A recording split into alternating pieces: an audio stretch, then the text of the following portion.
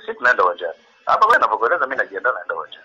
Lakini sasa mnakwendaje sasa Alex wakati wenye mamlaka wameshatoa hiyo taarifa yao kwa umma? Kwanza sio tuna taarifa yote. Wanapaka reka. Ndio. Tuna taarifa yote. Unajua hatuwezi kuangalia vitu ambavyo kwamba tunaviona tu kwenye mitandao tu. Ndio. Kwa cha msingi kama watakuwa wameleta taarifa utaona tufanyeje, lakini nadhani taarifa yetu klabu tulishaitoa ambayo mnakwenda uwanjani. Sisi tunavyojua ni kwamba mechi bado ipo. Unaona, hatuna taarifa yoyote yani. Hiyo ni kwamba inayotambaa kwenye mitandao ya kijamii. Sio wallahi hata sisi. Naiona tu.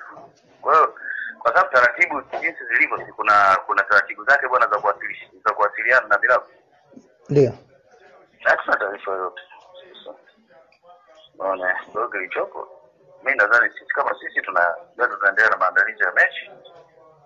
Kama kutakuwa na jambo lolote basi kama taratibu zitakuwa zimefuatwa, na sisi tutatoa taarifa. Sawa, lakini hata kama mtakwenda uwanjani hamna waamuzi, hamna nini, maana yake mtakwenda kutembea tu Alex. Sasa tukikaa nyumbani imagine.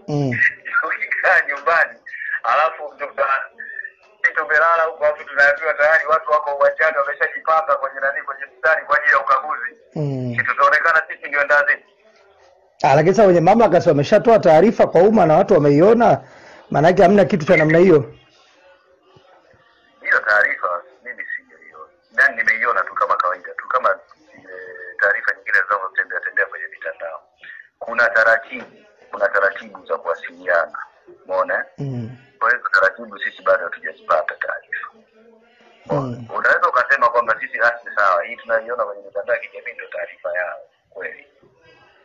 Mkalala nyumbani, afu mkafika kule, mkapata taarifa, mkaona Azam TV wanaonyesha bwana watu wameshafika uwanjani, wamejipanga wanakaguliwa.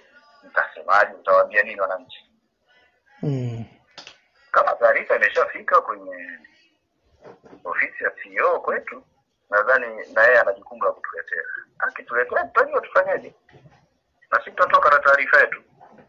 Bwana, lakini mpaka lakini Alex, labda inawakata namna gani kwa sababu mliandaa timu, vijana walishajiandaa kucheza mechi, imewakata namna gani kama Yanga?